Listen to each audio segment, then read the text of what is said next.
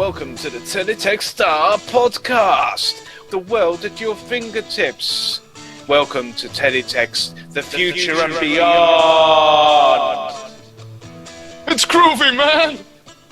Teletext Art, the Teletext Art Podcast menu. Welcome to page 100. Coming up in today's show, we have introductions and shoutouts 695, St. Helens versus the Lizards at 568, later Tate and Teletext Porno 160, Mr. Biffo at Play Expo 640, ITAF, find out what that means, yes, at page 500.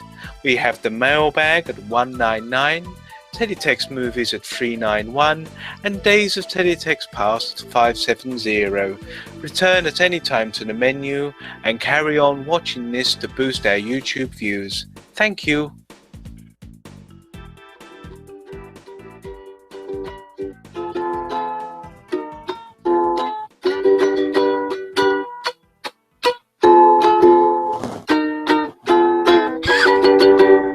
Hey, hello. Welcome to the Teletext Art Podcast.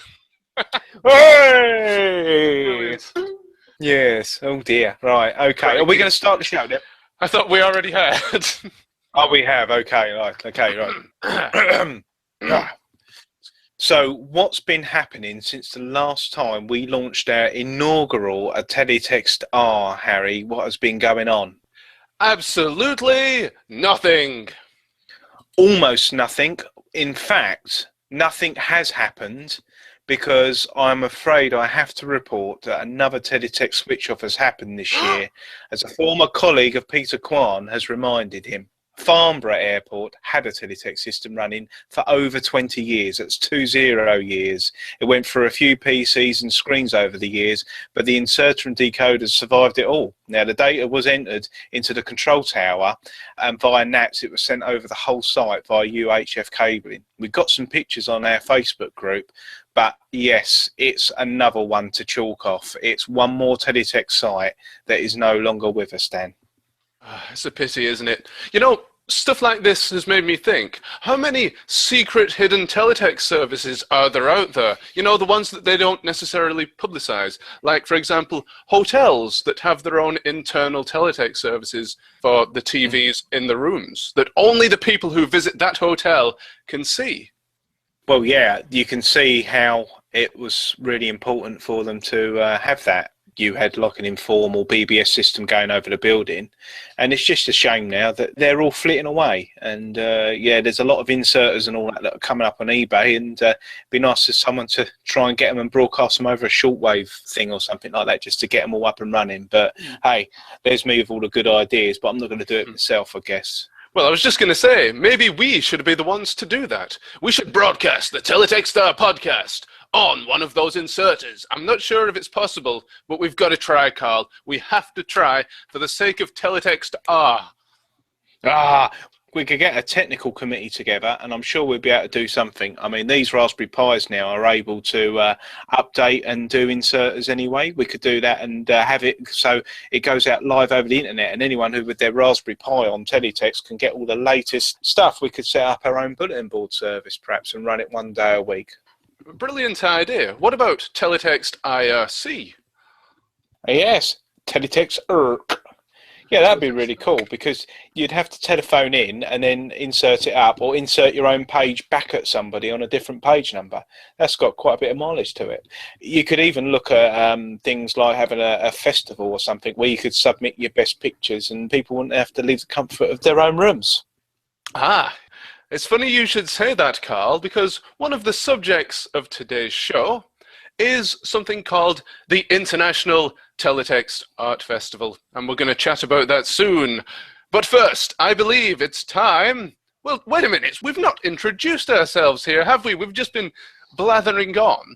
Right, hold on. I know who I am. You know who you are. Do I? Yes, you're Harry Yak, exponent of Teletext, winner of many awards for Teletext design, and a big fan of Teletext, an all-round nice guy. And you are Carl, the host of the RVG podcast and all-round good egg. I'm sorry, that wasn't as good as the one that you had for me, was it? No, that's absolutely fine. That's absolutely fine. I'm just this guy, you know. That's all I am. Yes, I'm Cole, and I love making podcasts. I love glitchy bits and bobs, and I love retro technology. I like computer games, although I'm completely crap at them. And yes, I like dabbling around with teletext as well. So perfect synergy, podcasting and teletext. Yes, I'm Dan, aka Harry Yag, and I am a huge fan of the teletext format, even though it is dying off to this day. For about 10 years solid of my life, each day I checked teletext, except when I went to Italy, when I missed it, and I would text home to get the updates.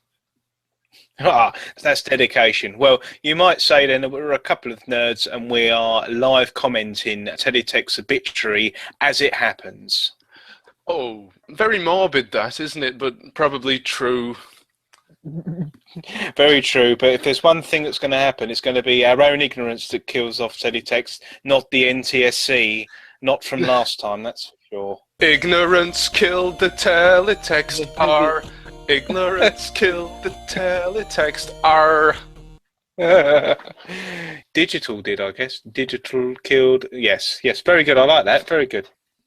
Okay, so that is who we are, but for the benefit of those who may be confused by elaborate descriptions, this is a podcast all about teletext, a formerly popular medium that broadcasts news updates on people's televisions. Ah, remember when we used to watch televisions? I don't. Those were the days, Dan, definitely. Also, I think it would be really good to also add that I would like to dedicate this podcast, Teletextr, we'd like to dedicate it to at least 129 people. Where are those 129 people? Well, they're on Facebook, and they have joined the Teletextr Facebook group. So if you're listening from there, hello, everybody. Hi. You wouldn't believe it, Dan, but guess where one of our guys has actually come from? Antarctica. It's Antarctica, yes, we've got one in Antarctica, but I don't know who he is yet or she is yet. But Japan of all places. So hello, Japanese listener and member. You know who you are. Konnichiwa. And also, konnichiwa, and not quite sayonara. That'd be for later. But yes, hello. And also, we want to thank everybody on Twitter who's been giving us some absolutely marvelous fam-dabby-dozy input to this as well, and I believe that we might have some questions a bit later, so we'll try and answer those questions. Twitter. Yes. But, in a nutshell, thank you guys. It's nice to know that there's other people out there who like this geeky stuff like us. No, in my case, it's just nice to know there's other people out there, because I live on a deserted island in the middle of nowhere with only teletext to sustain me. So in my case, the Teletext Facebook group is doubly important. No, trebly. Is that even a word? Trebly? It is now. Does that mean that no one in the winter comes out and checks that you took your milk in or anything like that? You're all on your Jack Jones out there then? That's very sad. Well, I do have teletext to keep me company. And 101 palm trees in teletext. Oh, teletext where the weather is always warm with all those teletext palm trees. Yes. Yes, for sure. Yes. Your electric friend radiates palm trees. So yes, don't feel sorry for me. Don't feel sorry for me at all, living back here in 1995. Ah, excellent. Well, you just get back on your Sega Genesis or Master System and hammer those buttons away to International Superstar Soccer. Yes, International Superstar Soccer. Oh, I wish they'd released that for teletext. Bamba Boozler could have starred in it. He could have been the ref. How great would that have been? Yeah. Hey, that's the thing. If we did actually get this live teletext system going on the Raspberry Pi, wouldn't that be time that we blew the dust off of Bambla Boozler and did a very special Bamboozle that everybody could play? You could do that. Yes. It'd be easy to do. You could just upload it and then everyone could just plug it into their telly and play away. We could have a code word at the end and everyone would have to tweet it in when they'd completed the quiz, and then we'd know exactly who done it. What a brilliant idea. As a matter of fact, Carl, I've actually done this already this year. Ooh, but up till now, it's been top secret. For you see, in St. Helens, which is a place in the northwest of England, in Merseyside, Merseyside. St. Helens Central Library experienced a rather strange phenomenon. One Friday morning, the librarians walked in to find this massive structure had been created. It had materialized in the center of the library. Yes. That's not the whole story, you know. You're going to be absolutely blown away by the rest of this. Carl, are you okay? He's died. Carl! I'm very much alive. It's just when you were talking about huge things that appeared in the middle of the library, I was thinking that perhaps there was a Carry On film in the offing. Carry On reading. So this strange structure appeared in the middle of St. Helens Central Library, and one of the librarians stepped inside to be transported back to 1985. Tory government, mass unemployment, people poor, hard-up students. Oh, hang on. That's this year. Oh, stay away from the politics. Careful now. But anyway, the reason they knew is because when they stepped out again, they all had mullet haircuts and shades. Excellent. So yes, this was a time portal back to the 80s. And as part of this time portal, there was a teletext system, a special dedicated teletext system with a game on it called Jamboozle, a very anachronistic game this is, considering this was 1985, and Bamboozle was only invented in 1992 or 3. Oh, when he was a bite in the eye of some aspiring teletext artist. Yes. Yes. I got a chance to look at this retro teletext system, and all I could find was just a load of gobbledygook, really. I believe it was secret messages from the lizards. Investigations are ongoing, and I shall update you in future editions, yes. So have you made it in your mission to find out what these lizards are all about? Yes, and I'd like everybody out there in Teletext R-land to help me with this. Carl, have you ever heard of an escape room? An escape room? I don't believe I have. Can you enlighten me as to what one is? I may use one every day. You probably do. An escape room is a little bit like Crystal Maze or Nightmare, the old British TV shows, where you're locked in a room for an hour and you've got to solve a number of puzzles that lead to the key code for the door so you can get out again.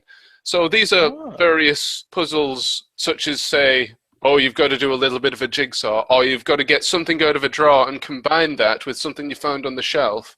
Use a little bit of lateral thinking to connect the two, and then somehow open the next part of the room, which might be a drawer, which was previously locked. But now you have the key to it, or the key code. And in this manner, you keep progressing through the room, finding more and more clues until you find the final clue, which is the key code for the door. And the final key code for this particular room was given by Jambaboozler, which is certainly not Bambaboozler, a lizard version of the Great Man. Ah, excellent. This sounds really cool. So it's sort of like a virtual adventure game, but the reality was you were actually locked in a room and you had to figure it out or you'd never get out. Yes. There's a real bit of jeopardy on that, definitely. Oh, Jeopardy! I used to love that show. What is teletext? It's all right. How does Jeopardy work? I never quite got that, because I only ever see it on the American films. So, like, I always saw the families playing Jeopardy. You saw the answer, you had to say what the question was. Yes, the host would give the answer, and then the contestant would have to give the question. So you would say, information retrieval service popular in the 1980s and 1990s, invented in the United Kingdom. And then the answer would be, what is teletext? Oh, I see. Oh, very good. Yes. I think I'd still like Pointless. Has Teletext ever come up in a Pointless thing? You know, like they say, what's your favourite page number? It probably... people had to say what the page number was and see if it was a pointless answer or not. It probably has, but I've never seen it. However, I've seen teletext questions crop up at least twice on the BBC quiz show, Only Connect. Mm. And I never got a single answer, because that quiz show is so hard.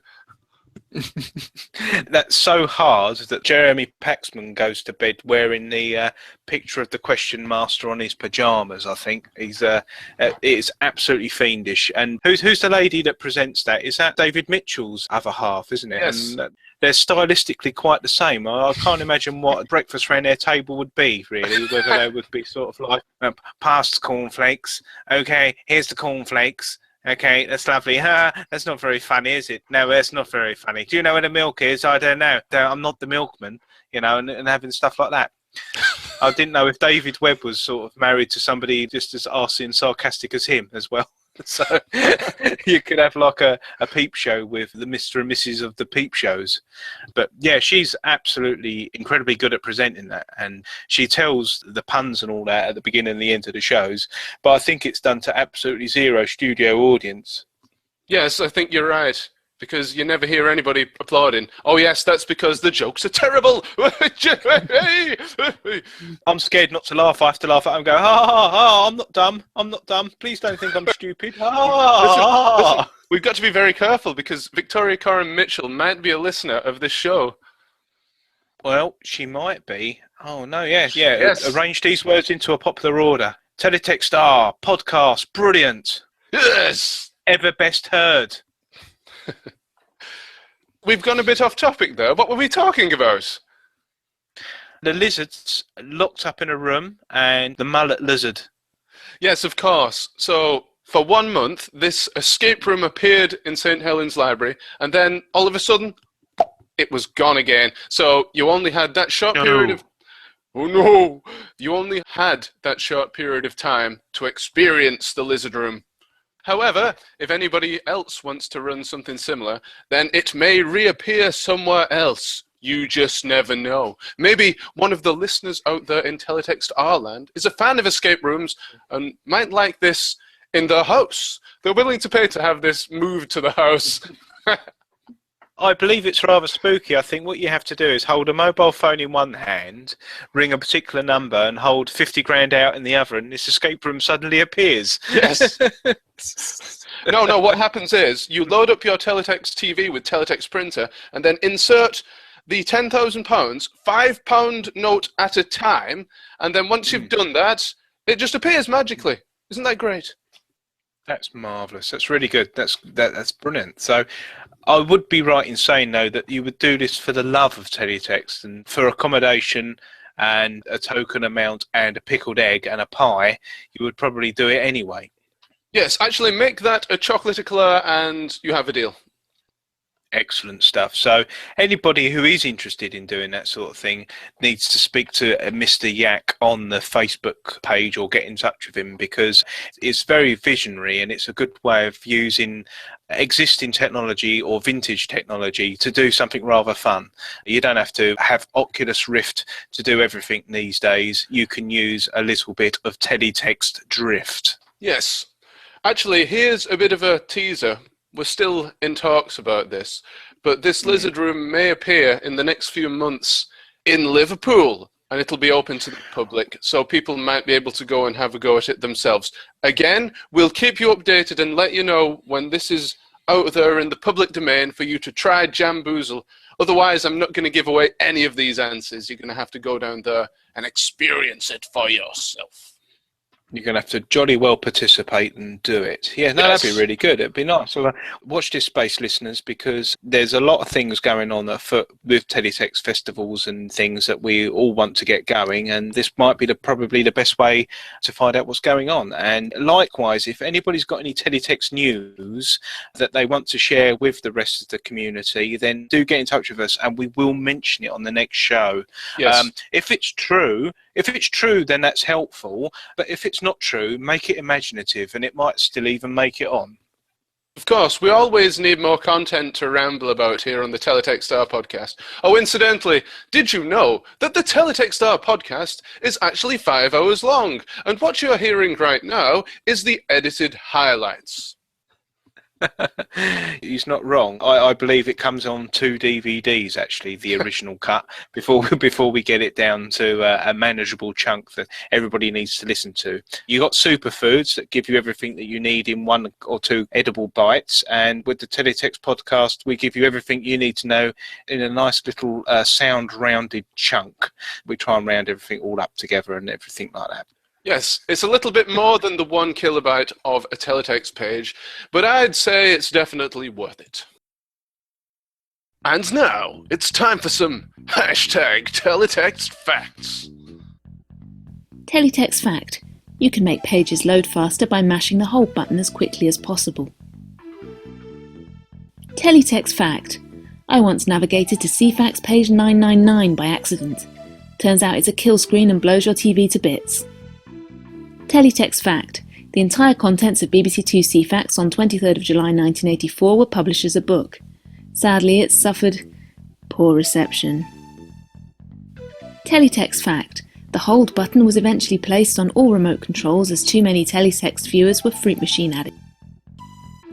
Teletext fact. Google set to buy Teletext Limited for an undisclosed fee.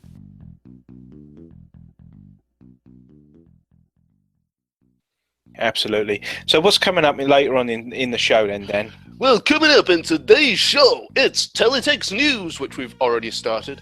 Then, after that, it's the International Teletext Art Festival. We'll be taking a look back at the annual competition for teletext artists. This is where we get pretentious.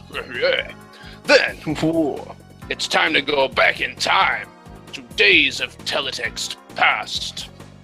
And then after that, we've got listener questions. Then it's the end. Listener questions. Answer them. Sound like the guy out of Nightmare. Oh yes, team, lovely job. Yes, marvellous. Okay, so that's cool. Do you not have any sort of anecdotes or anything like that you wanna share with the rest of the audience? Well, ones that I'd like to share, no. But go on then, you twisted my arm. I think Carl is trying to lead me on to something here. But first of all, let me just set the scene here. Earlier this year, we were helping to organise, that's myself and Carl, the first ever Teletext block party at Tate Britain in London. That was on the 5th of June. We invited visitors to come on down and make their own teletext art using genuine teletext software, aka the Teletext 40 editor, and also some wonderfully low-tech worksheets and felt pens. We hope to host more of these block parties, and we're exploring the possibility of holding one up north in Manchester or Liverpool. But if anybody wants to host one, just get in touch and we can make it happen. We actually had a surprise guest at Tate in the form of fellow Teletext Facebook grouper, Peter Kwan, the very gentleman who helped us noobs set up our Raspberry Pis for Teletext.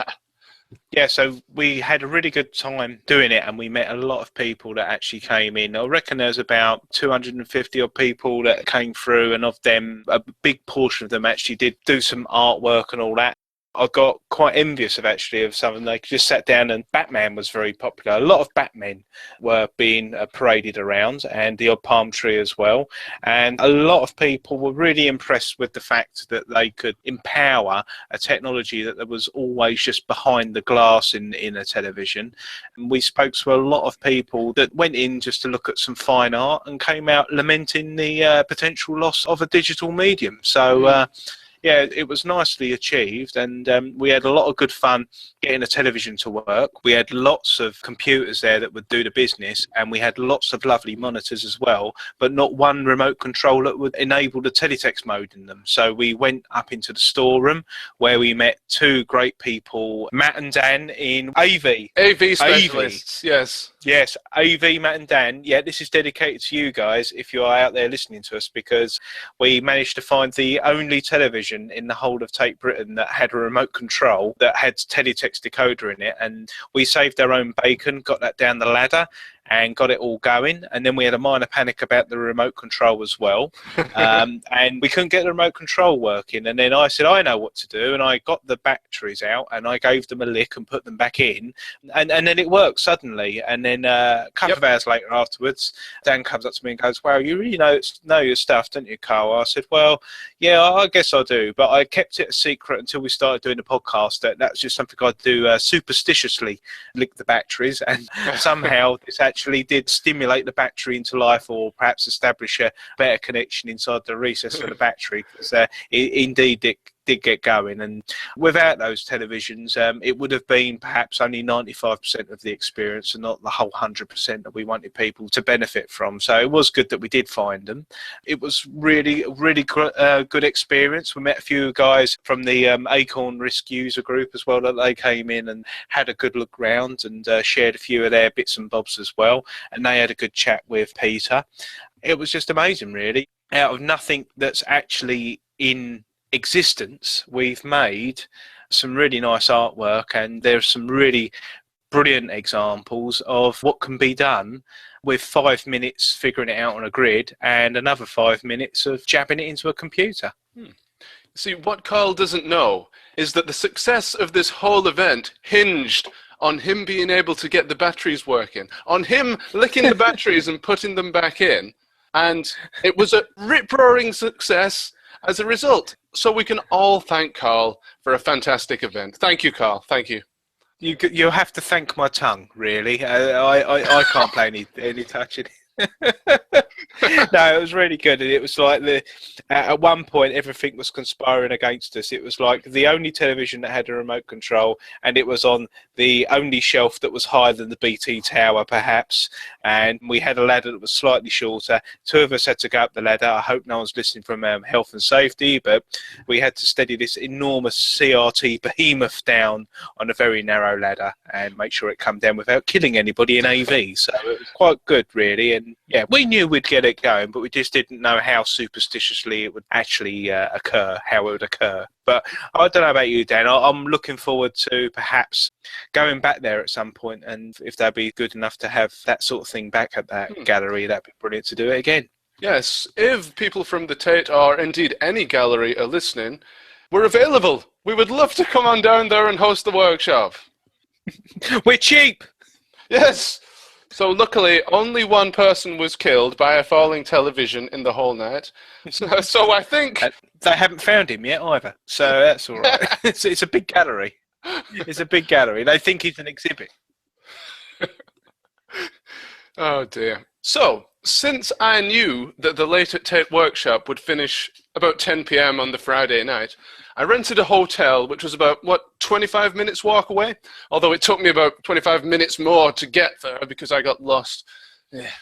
Anyway, I was adventurous enough to explore the immediate area around Euston Station on the Saturday morning when I was due to go back home. I was absolutely knackered because I got about 2 hours of sleep.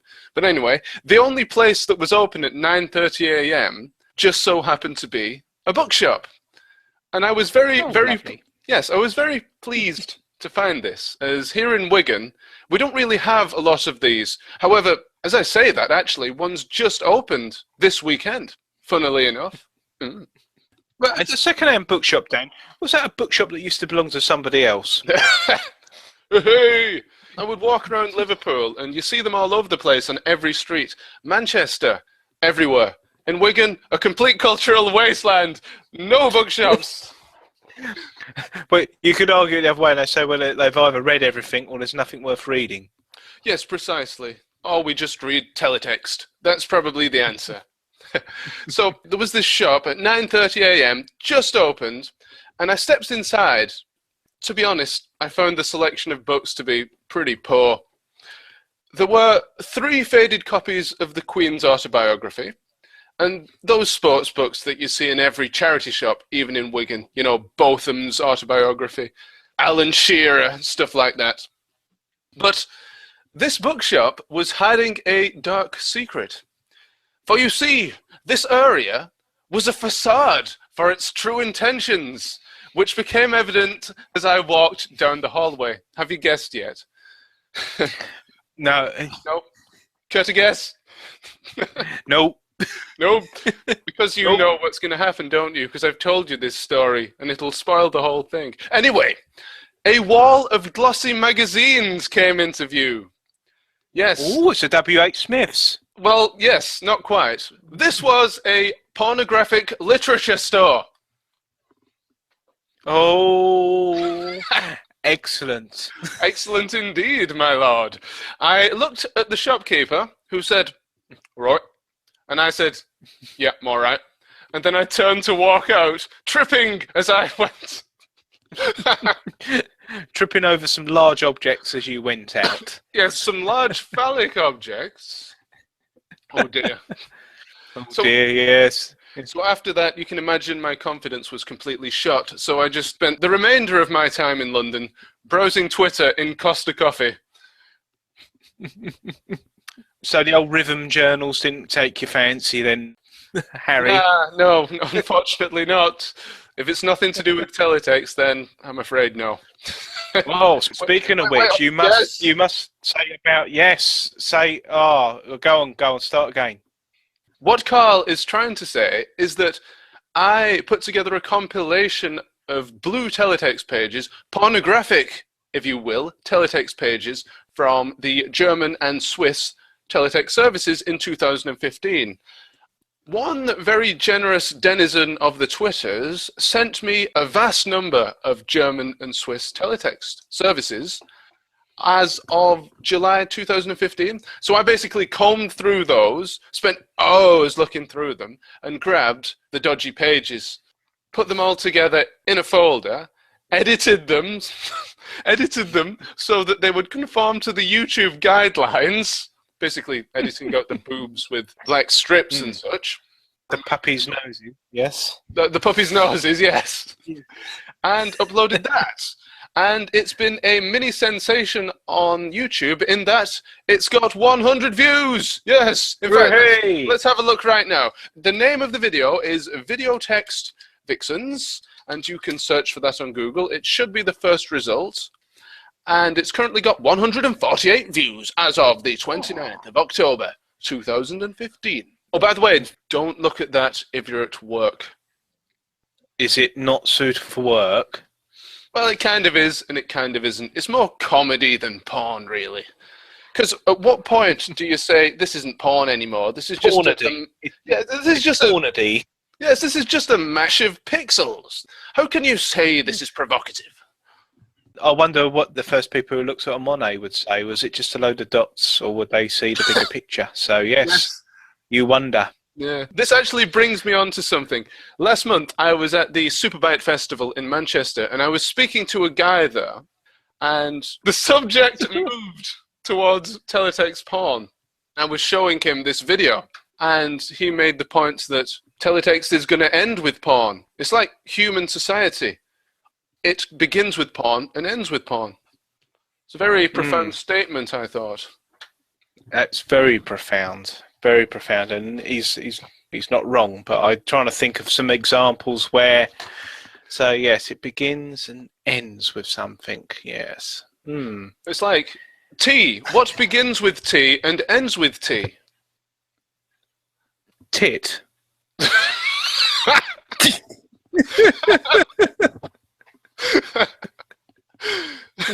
Well, the answer was a teapot, but that's also acceptable.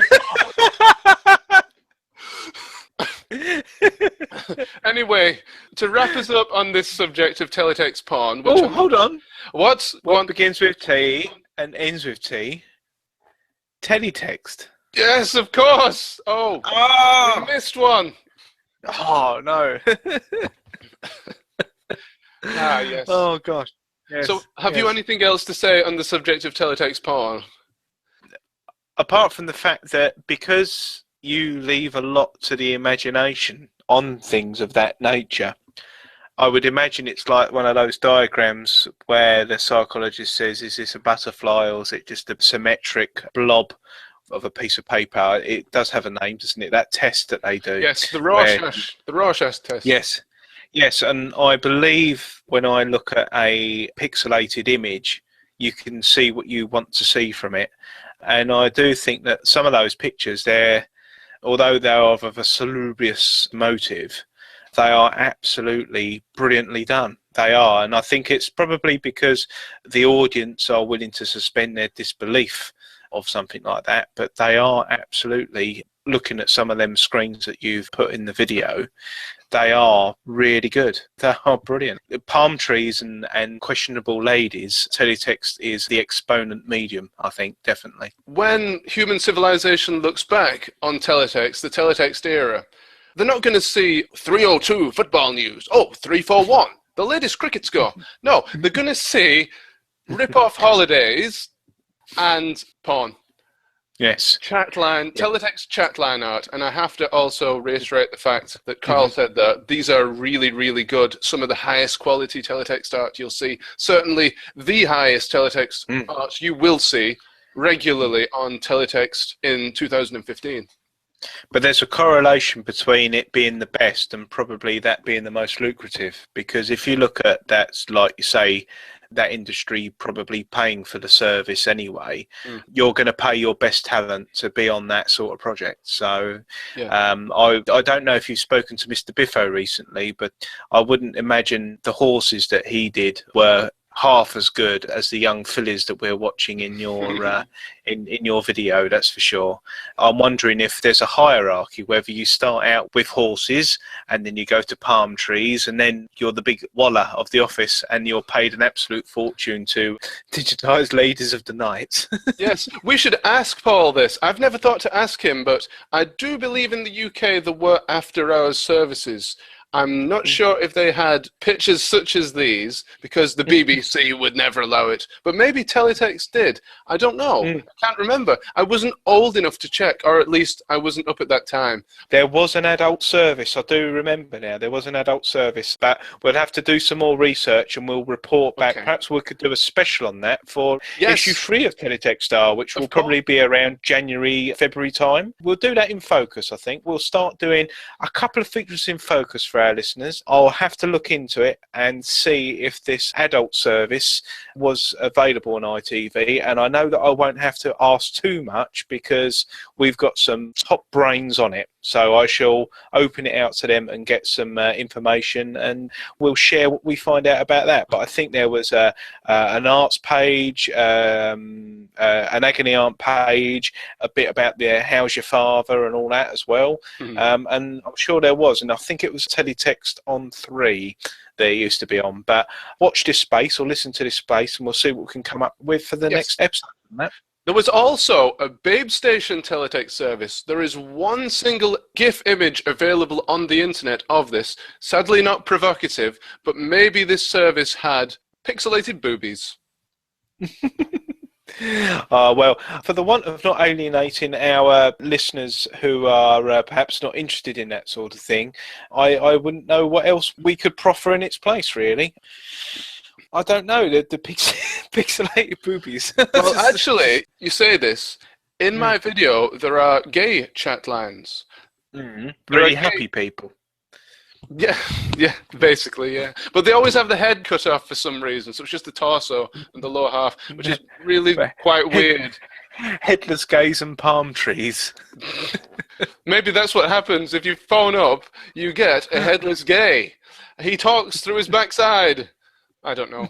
I might have to cut that out. That was a little bit too risque for this podcast, wasn't it? Sorry. Yes, I don't know. Yes, funny though. Very good. Yeah, very good. Thank you. So, yes, to wrap us up on Teletext Porn for now, because I am certain that we will do a whole show and it'll be 10 hours long on this, because we could literally chat for hours about this. We'll get Biffo on and we'll talk about it. Maybe we'll get some of the guys who actually did the old provocative teletext art. Oh, and by the way, anybody out there needs any dodgy teletext art doing, I'm your man. Yeah, Mr. Yak is the man to undertake that undertaking for you. Do contact him. You can get him on Facebook and get in touch and see what he can do for you.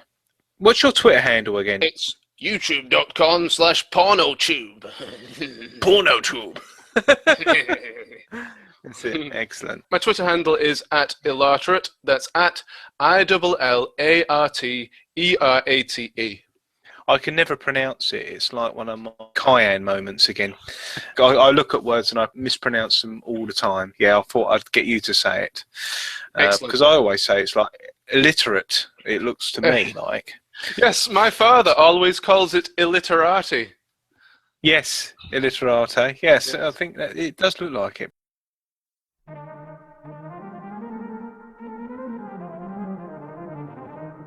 Do you like groups? Do you like Facebook? Do you like teletext? There's a place for you to go. That's www.facebook.com/groups/teletext group. That's all one word. And there you will be happy and welcome to revel in the Teletext Pastel View Data world. What was that? Facebook.com/groups/teletext group? Yes, that was Facebook.com/groups/teletext group. I can't say. I had a simple lager. It's got one of them terrible adverts, isn't it? Hey, did you go to Brentford Trade-ons? Brentford Trade-ons? Yes, I went to Brentford Trade-ons. Well, Brentford Trade-ons is marvellous, isn't it? Absolutely marvellous. Yes, Brentford Trade-ons is marvellous. I have no idea what you're talking about because I don't watch television. I only view teletext.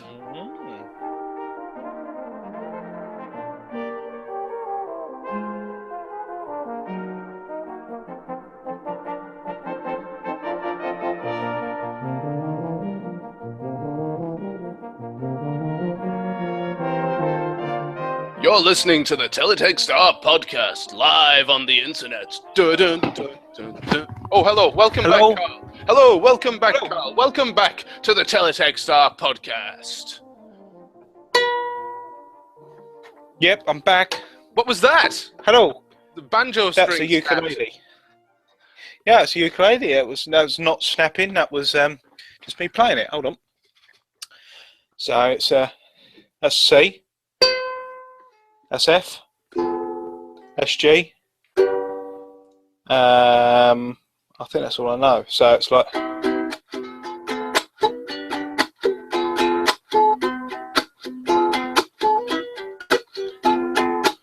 There you go. And now it's time for some #Teletext Facts. Teletext Fact.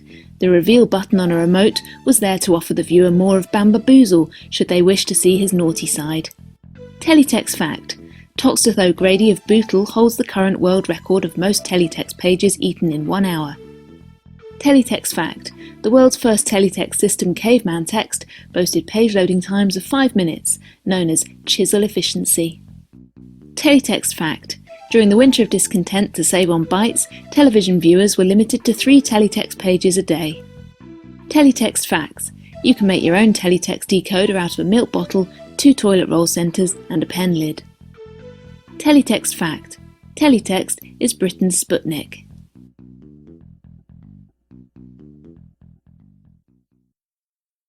And those were some teletext facts from Leila Johnston. A really big thank you to her. She's a very skilled podcaster in her own right.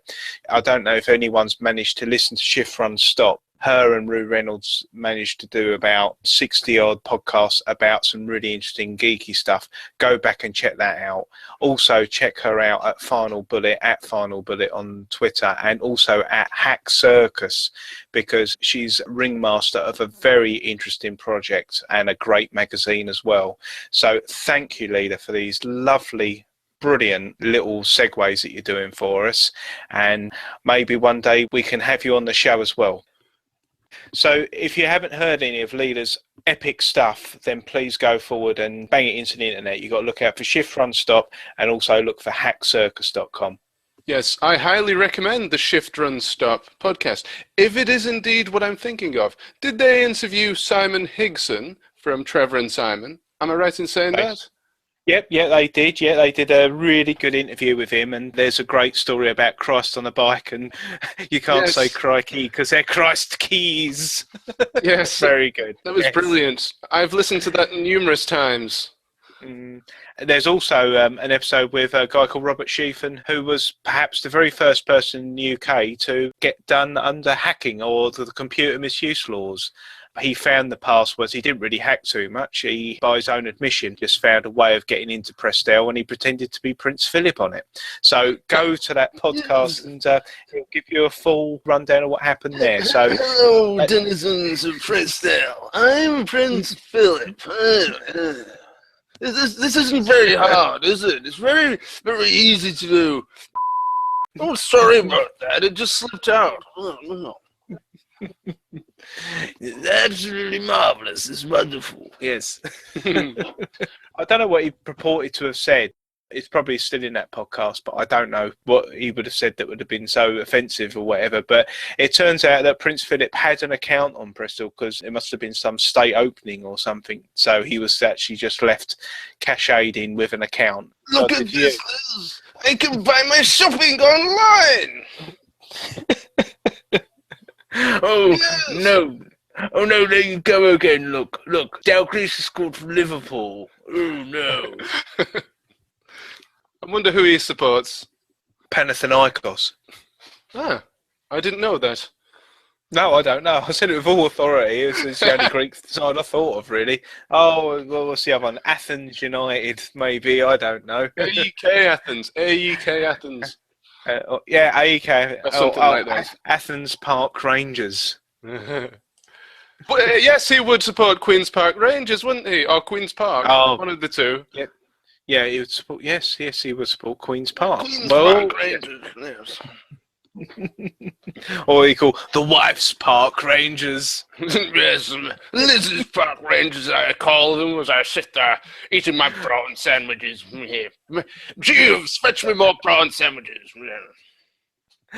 Her indoors park rangers. What the bloody hell is that ref doing? I didn't want a bloody kebab. Yes, by royal appointment, the Teletext Art Podcast.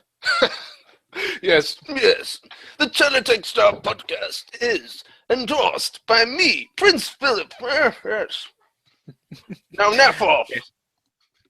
Righto, so we have a bit more Teletext news to cover. And this concerns, it's somebody who we've already mentioned a couple of times on this show. It's the one and only Mr. Biffo at Play Expo. Yo ho ho, Ooh. Mo. Mm-mm. Ho. Yo ho ho, and a bottle of Teletext Art. Arr. The ex-Teletext journo, Mr. Paul Rose, aka Mr. Biffo, hosted a Q&A panel at the popular convention Play Expo in Manchester on the 10th of October. And afterwards, I caught up with Biff in the press room for this brief interview for Teletext Art. Apologies in advance for the background noise, but audio quality at this event is generally quite poor because the venue is an open-plan plane hangar. So, Paul Rose, Mr. Biffo, welcome to Play Expo. Thank you very much. Thank you for taking the time out to chat to us on this podcast. Brilliant. You've just done your talk, haven't you, to a PAX auditorium? Yes, which was nice. There was kind of there's a sort of happy medium between too few people and too many, but I think we were somewhere in the middle. All seats were on, no people standing, but it wasn't, I don't know, Wembley Stadium size, so I could handle that. Plus I couldn't see because there was a light shining in my face, so that helped with any nerves. So, with millions of people watching your Teletext pages in the 90s, at what point do you get nervous? What number of people in the audience do you get nervous? That's a very good question. I don't know, you probably get to a point where you kind of reach a tipping point of kind of about 100,000 where it kind of starts cancelling itself out. I don't know, I've done a few things on the stage and stuff. I generally don't get nervous. I figure people have come to hear me waffle on, so I'm preaching to the converted. Have you met a lot of Teletext fans here today then? Fair few, yeah, there was quite a few people queuing up afterwards, which is lovely. And it's the fact that they take the time to say hello and, I like your work, or I've been a fan for a long time, it really, it means a lot. I really appreciate it. So is it fair to say this is the first time you've been to an Expo convention? To this one, certainly. I mean, I've been to kind of MCM in London a few times, and a few others that I've been to, but mainly more kind of film and comic and TV ones. I've not been, believe it or not, to a games one, other than trade shows back in the day. Oh, that's funny. What sort of film work have you done in general? Film work? If any, There's yes. a leading question. I wrote last year's least popular movie, Come See the Draw. Thank you for introducing that topic. I'm surprised you admitted that. Do you know what? I don't care. I honestly don't. There's a strange badge of honour with having written a film so kind of universally loathed. And you know, it was a job at the end of the day. I got paid for it. Yeah, it would have been nice if it had done a bit better and I got paid a bit more. But Look, I'm sure, Paul, nobody would begrudge you that. No matter how many people come out and say, "Oh, it's an awful film," you've got to work, haven't you? You've got to make a living. Yes. These are the sorts of things that you've got to do. All right, well, thank you very much for joining us today, Paul. Cheers. Very pleasure is what I was going to say. It's a very pleasure to be here. Cheers. Thank you. So thank you, Dan, aka Harry, and thank you, Paul, aka Biffo, there, in conversation at Play Expo 2015. I'm sure you're all interested in hearing Paul's talk. Well, luckily for you people, I filmed the whole thing. And you can watch the full talk at the Retro Unlim YouTube channel, and that's at youtube.com/retrounlim. Or you can just search Mr. Biffo, A Life in Teletext, which incidentally was hosted by Retro Gamer, friends of the show, maybe. There were a few interesting points raised, including, and this is what we're going to talk about right now, how teletext is ephemeral, by which I mean it's there, and then the next day it isn't. Biffo thinks that people remember digitizing more fondly because it's left back in the past. Because aside from the few captures that exist online, there's very, very little evidence of the poorest stuff, which inevitably is there, or was there, and has been lost to the annals of time. I would liken this to, say you've got your print magazine, your print video games magazine, which you can always go back to and read. Mr. Biffo's articles were the equivalent of one of those print magazines that explodes once you've read it, or it explodes after a period of 24 hours. When you're halfway through reading it or something, it just, and then you can never read it again. I can see what you mean by that because I have the same thing when it comes to music. When you hear something in your mind and you think, oh, that was a really good tune, and then perhaps after a glass or two you start going through YouTube to try and find these tunes, and when you listen to them back they sound okay, but they're not as great as what you thought that they would be. It's like the same with some old computer games as well. I think it's the memories that are attached around with it. So Biffo's got a point. I think his stuff is legendary because you will automatically remember the best, or conversely the very worst, but it'll always be remembered. If it's always there, it will hide in plain sight. So I do get what he's saying, get the general gist of what he was talking about. Well, at this talk, he had some visuals, or at least the guys from Retro Gamer had put together a presentation with old digitizer pages. Now, these were very kindly donated, and captured even, by @SuperWonderStar on Twitter, the industrious ant, real name, funnily enough, Ant. And is he industrious? He is indeed very industrious because he's heavily involved with the restoration of teletext pages, a project that we're going to get really stuck into in the coming months, I should hope. So what pages did they actually have up at the show, Dan? Turn of the Worm? Does anyone have that famous Turn of the Worm still? Well, yes, of course. The famous Turn of the Worm picture was shown, and literally everybody whipped out the camera to take a picture of it, because everybody wants to whip out the thing to take a picture of a worm that is vomiting on the screen. Well, who wouldn't? Who wouldn't? That's precisely, for sure. Precisely.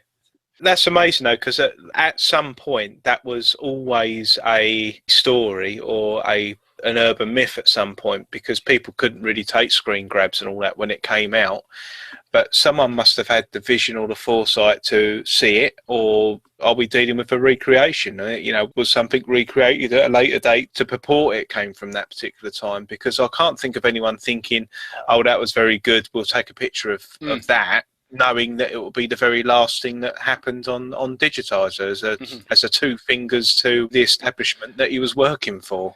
Oh, I wouldn't be surprised if Biffo himself captured this in the office to make sure there was a high-res version of it. But I have seen photographs that people have taken of the TV with this on. And again, this was ephemeral. So this message would have only been there, well, if it was more than a day, it would have been less than a week. And from that, as I've actually been doing this week, you can just take a photograph of a teletext page and then fairly easily convert it into an actual teletext page to be broadcast, to be rebroadcast on analog teletext. It would possibly take about an hour to do that, so not that difficult. No. Well, again, it goes back to other things that we have done on the back burner, but that would be good to have that as a live page again. Perhaps. Did you manage to get to watch the All Right on the 80s at all that was recently up on UK's Channel 4? Unfortunately not. Did Turner the Worm being sick appear in this? It didn't, I'm afraid, but they did take a sideways glance at Teletext and Prestall, and it was quite interesting because the guy that they had on there being interviewed in 1985 was demonstrating the Prestall view data system, and he was explaining that you can do banking on it.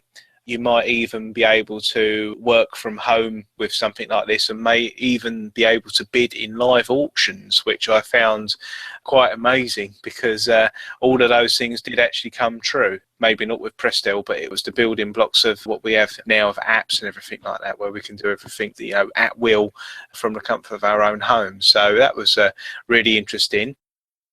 Other developing technology would go on to achieve world domination. Imagine a building society, bank, department store, and a massive information centre all in your own living room. Well, that is now possible thanks to the HomeLink service. And with me is John Webster, Managing Director of the Nottingham Building Society, who's going to explain. I am businessman. John, welcome. Can you explain to me how I would transfer money from my bank account to my building society? All you need is a little console like this, which you plug into any ordinary television set. And then by simply pressing buttons on the keypad here, and there you are, it tells you the transaction has been successfully completed. You've just transferred £100 and it's now earning interest for you. Now, what else can you do with this machine? Well, there's so many things, it's hard to know where to start or finish, but I'll try and give you a few. You can discount shop. You can bid in auctions and buy things at very low prices. You can bid in auctions? eBay? You can write letters on screen and send them instantly to anybody else who's on the service, and that... Email? This guy's a messiah. And you can even, and people are already doing so, work from home too. And of course, grainy, pixelated pornography will soon permeate every single living room in the country. And briefly, what are the implications for the future? Well, very substantial indeed. It means that the social revolution has begun, where you can choose to work from home, shop from home. This guy speaks the truth. It's so new. It's only just beginning to hit people. Amazing. John, thanks very much indeed. Thank you. Thank you, John. What a guy. Sounds fascinating. You won't have to go out at all soon, will you? No, I fear that. The commercial breaks, they used a teletext. It was all right on the 80s ident, but a few of our more learned listeners would say it wasn't legal teletext, and you could see that straight away. But I'll leave that for homework for people to watch that. They should have come to us to ask us to design these pages, because we would have made proper teletext pages, not these After Effects, Photoshop, phony versions. Pseudo teletext. Yeah. No, not Fake. very good at all. Fake wannabe teletext, as I call it. Well, they didn't come to us, Dan, so they've got this flashing two-tone business, and it just can't be done without jiggery-pokery, and we're no fans of that anymore. Not to us teletext naturalists. Teletext Art say, keep it legal, teletext. Well, speaking of art, I think that's about time we covered the ITAF for this year. We've got some lovely examples up here. If anyone's following along at home, you want to go to teletextart.com/artists to see some really brilliant examples of what was proffered this year for the festival. Dan, you've had some experiences at the festival before. How does it all go? How does it all work? What happens? Well, the International Teletext Art Festival, is an annual competition run by the Finnish artist cooperative Fix-C on a number of teletext services across Europe, but not here in the UK, because teletext pretty much doesn't exist anymore. Anyway, this year, I was honoured to be asked to help choose a winner. I was invited to be a judge. So, we're going to play a little game now, and Carl is going to take a look at some of the entries available at teletextart.com and try to pick the winners. He has no prior knowledge of what we actually chose, but we're going to see if Teletextar's own resident teletext expert, Teletexpert, can retrospectively... Yes. Can you predict it, Carl? Okay, right. I'm going to use a good bit of audio description here. So at the moment, I've got, let's see, 15 different screens in front of me, and I'm going to just click on a random one. Okay, so these are all pieces of teletext art that link through to the complete entries of each of the artists. You're allowed 5 frames each. So, Carl, would you like to select, I don't know, maybe a random picture, or maybe one that takes your fancy? Click on it, and we'll just take a look at one of these entries. Okay, I'm going to click on a Mad as Hell Strange Meeting. So I'm just clicking on that now. That's going to open up for me. Can I just say that Mad as Hell is the best name of anybody that entered this year. So if this prize were awarded solely on the name of the entrant, that would win. Or maybe max capacity, I don't know. Between those two. Well, Mad as Hell is a collaboration between Los Angeles-based new media artist Lena Jarman and Mike Lietzel. You've got some faces, you've got some images of faces coming up here that uses the whole screen. The first one I'm looking at looks like sort of like a bark rubbing effect, where you can actually see the nose and the mouth. Yes. I thought that was the best one out of the those really entries. Yes, I think so. And because although the definition is quite rough, it gives a very high fine definition, and you've got the use of the red of the banding of the eyes, which is quite similar to some classic album covers as well. So that one strikes me quite nicely. So that's Mad as Hell as one of my shortlist. So the next one I'm going to is reminiscent of a Spectrum or an Amstrad loading screen halfway through, and that is done by an artist called Holger Lippmann, who's a painter and sculptor. Born in 1960 in Germany. He's got a fair bit of experience, got interested in using computers for making art. And what he's done here, he's used various different colours that go together. So I've got green, I've got white, and I've got cyan. Notice that, not cyan. And then halfway through, he's used segmented graphics as well. So it looks like the first couple of examples they just look like a lot of random dots, to be honest, but it looks like the layers of soil if you were to dig in quite deep on a cliff face. Oh yes. But my favourite one would be the 5th example, which looks like a level of thrust for the BBC Master, but I know that it isn't. It looks like caves and caverns going through there, and again he's used just changing colours, segmented graphics, and he's used the absence of any graphics just to change any colour fields over there, so that one looks really nice as well. What did you think of Holger? Well, I was going to ask you, what do you think? Potential winner? I would say not for me personally, but I'd say I like his use of all the bits and bobs, and like I say, that teletext field is the best one that he's out of the 5 that he's offered.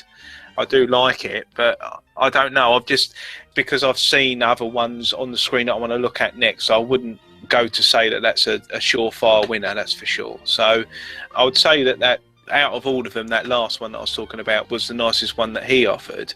But the one I actually like is Ian Goldston Tokens, which I'm just clicking on now, because I do like when they use sort of like a human or like clip art sort of thing. And this one's got, it looks like a gentleman just leaning over with his arms over. going over the front as if he's leaning over a wall or a bed or something, and they're just using a yellow, a black and a green, and it's got white graphics to symbolise him. And although you use your imagination, you can make out what it's about, and that one's quite nice as well.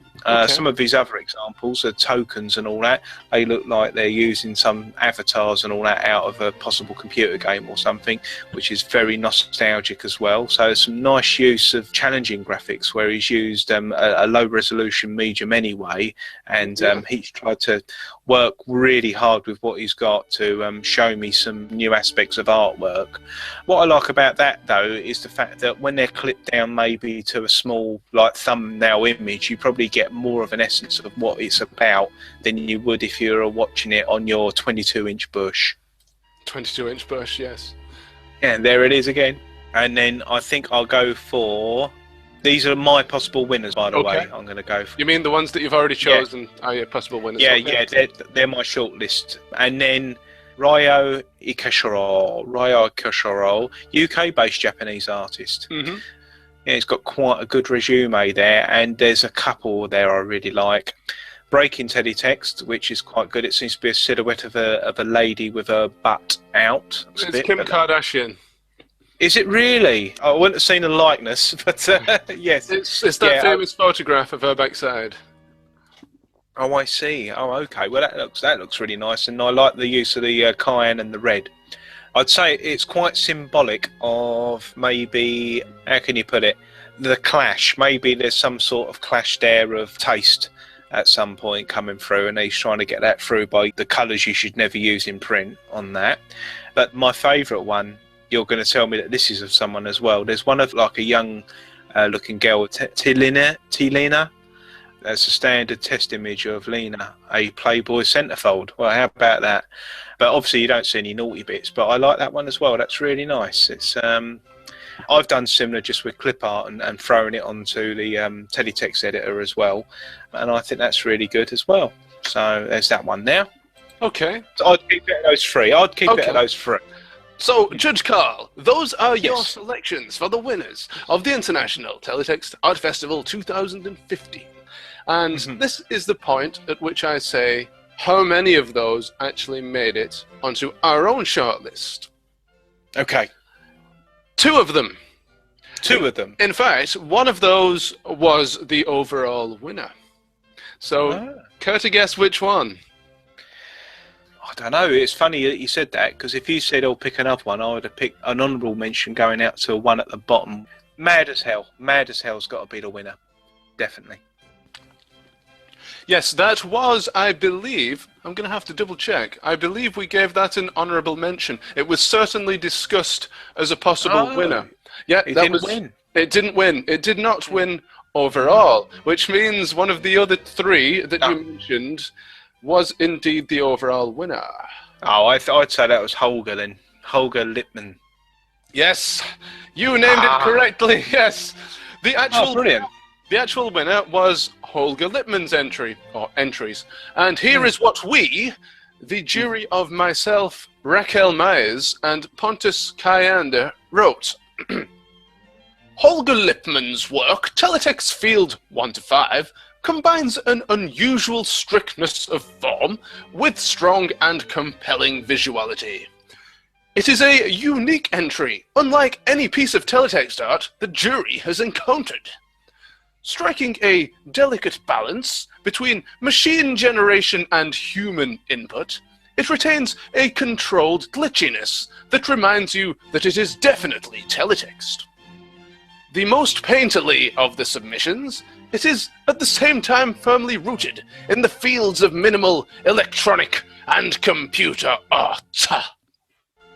And that is what we, as a group, wrote. Well, congratulations to Holger, and I would say, I know it's an old chestnut, but congratulations to all of them, because they were all really quite thought-provoking in everything that they've done. So can you elaborate more on this machine-generated malarkey? Is there, what machine did he use to generate this? Is there some sort of random act machine or something like that, or was it just randomness? I believe he has a certain technique for generating this art, because if you visit Holger Lippmann's website, which I'm certainly not doing right now while I'm stalling for time, you'll be able to see more information about his generative art, as he calls it. And I think it's really quite fascinating as a visual and physical piece. The reason that this particular entry stood out, for me anyway, is that it was totally different. I'm attacking this from the stance of a teletext artist, and I'm not ashamed to say that I look at hundreds of different kinds of teletext pages per month, but they're all roughly similar. And of that blurb, I wrote the bit about glitchiness and that it's unique as far as teletext goes. You do have a soft spot for glitchiness, don't you? You love your glitches. You do. Yes. Yeah, I do believe Raquel wasn't quite as enamored with the glitchy side of things. She's not a fan of the glitch art genre in general, and I can't really speak for the other guys on the jury, but for me, it just works. I have to admit, though, the winner, if it were just up to me, is one that we've not mentioned yet. And it's I'm going to try and guess. Don't say. Is it max capacity? No, it isn't. Oh, but no. Max Capacity is certainly one of my favourite teletext artists out there, and I was very, very glad that he was invited back to enter again. I think he was taking a break for either the last year or the last 2 years, but they invited him back again. And I don't know if they did that just so I could win last year. They said, hey, Max, don't enter so Dan can win this year. Okay. Have a break. Yeah. Well, do you want to guess what my personal artist pick was? Well, we're running out, but I'm looking at Rainer Kohlberger's now. That's my personal favourite. Rainer Kohlberger. What's yours? Have a look. Yes. Let's have a look at Rainer's. Because you know my sort of style with stuff. I love patterns and things, and Rainer Kohlberg Rand. Oh, yes. That looks awesome. I love that. This wasn't actually discussed as a possible winner, but I really, really, really liked this one. I'm also a secret closet fan of patterns. It's just one of those pages that you could stare at for hours and see different things. Yes, no, I think that's really good. I really do. So, what was yours then, Dan? Because that clearly wasn't one of yours. So. No, that wasn't my artist pick. My artist pick was one that we've not mentioned at all yet, and that was Paula Leightonen's one. Now, the reason that I really liked this one is because, very rational reasons really, as opposed to sort of any, I don't know, fancy for anything. It's compact, complete, concise, and fluid. Those were the words that I wrote down. As a group of 5 pages, it tells a simple but powerful story, in my eyes. But I think it's the way that the story is told. I love the fact that it's a constant loop of these pages, and you can't really say that any one particular subpage is the first in the series. I should explain what this actually is, what the image is, in case you're not looking at it. Well, no, I'll have a go. Yeah, you've got a picture on a wall, and there's a seascape there, so you've got the sea, and then you've got the light blue of the sky, and it's a silhouette, and you assume it's a boat. The next one is the boat with the silhouette and the sky, and then you've got the house. You've got a red house with a yellow window, and then you look inside the window to see what I see to be a lady using a computer, and then when you put away, you actually see the computer with nobody sitting at the desk, but you see the picture on the wall of the first frame, and then you see the view. So I can completely get what you see. It's completely existential where you're actually looking at it. Why is the picture generated? Are they looking through the window? Are they looking at the picture? Was the picture the inspiration of the window? And whereabouts does it start? Absolutely brilliant. Yeah, I can see that now. Yes.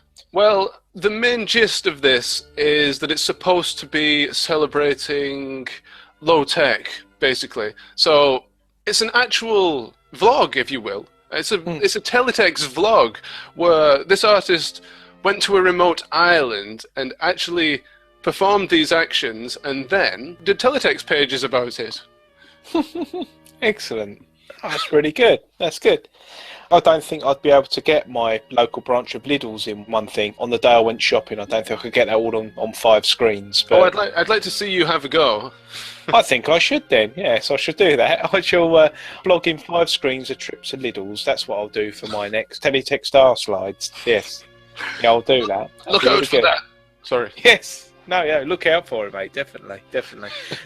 When you judge these, Dan, do you actually talk to yourself while you're judging them so you can get a different interpretation of it? Because if you just look at it and you're silent, you don't always get the same appreciation of what's actually happening. You know, like if you read your own work out aloud to yourself, it will make more sense. Yeah, I do understand what you mean there, but I never actually stood in front of my computer screen saying, "Oh, this piece is absolutely fantastic. Look at the colours, the way they blend with the background, and the way that they are applied on the canvas." I don't actually do that, but I guess I do say it aloud in my head. Like, when I'm writing something, I repeat it to myself in my head. But we did extensively chat via email, myself, Raquel, and Pontus, about this over the course of about a week, and we didn't always agree. In fact, that was a good thing. We all picked different entries.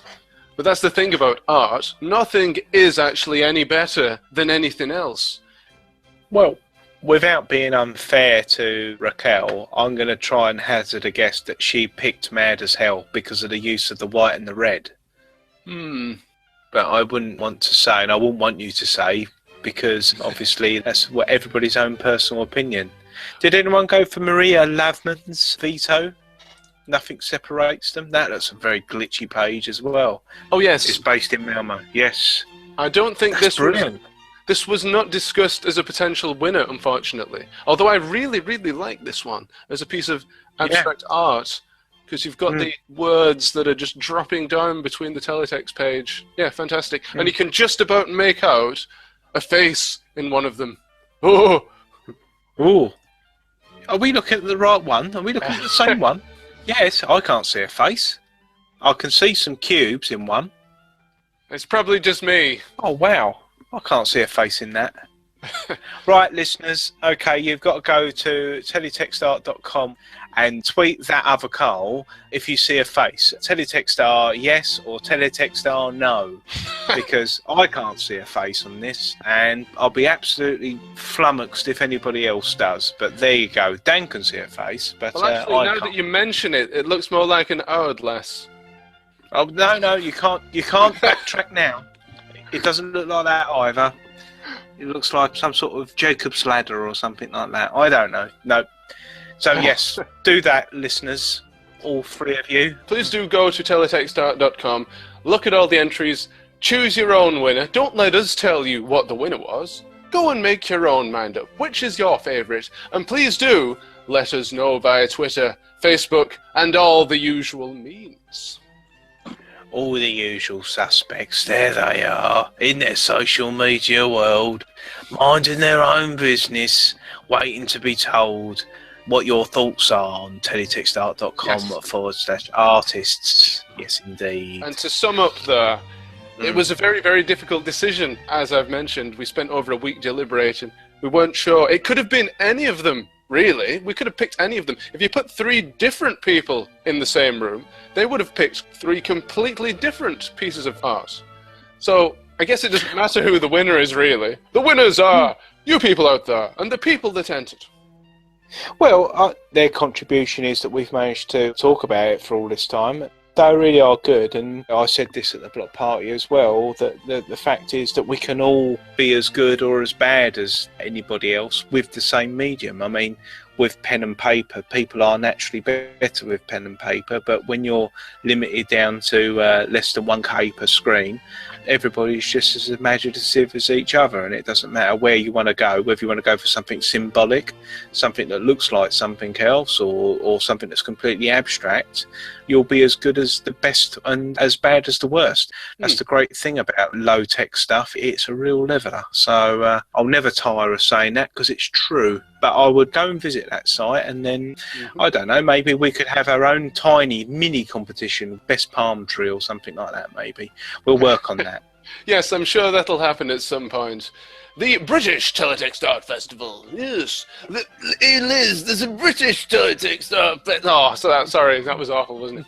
I can't do it now. Sorry, my throat's gone all weird. Forget it. All you need to know is that it's Prince Philip approved. Exactly, it's got the royal seal of approval. But yes, no, it's a shame though, because you're looking at your R text, Orff text, Swiss text, and it's just a shame that we're just not there, not represented in any way with any major broadcasters. Whilst we're in a nostalgic mood, a much-loved BBC service is about to be consigned to history. But rather than gliding into a graceful retirement, the Ceefax text service has limped into a corner and been eclipsed by its shiny digital replacement, the red button. I realise that the Ceefax world of old is in its decline.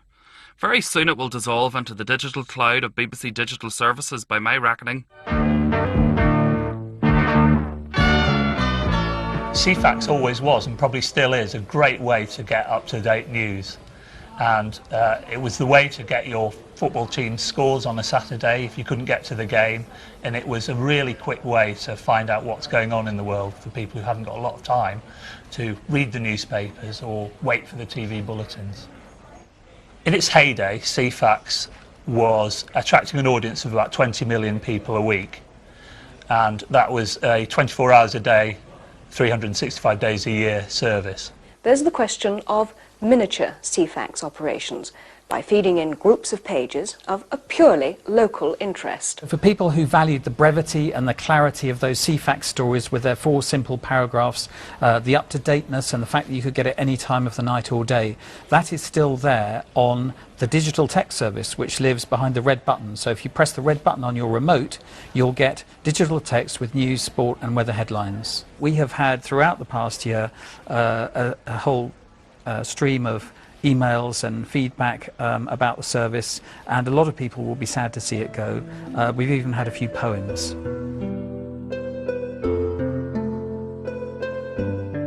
Oh Ceefax, for 29 years you've been part of my life, telling me the news and views of the world. The blocky weather guide and advent calendars of my childhood, and the breakfast time ritual of shouting at the letters pages shall be no more. So goodbye Ceefax, my old friend. I will not be watching you again.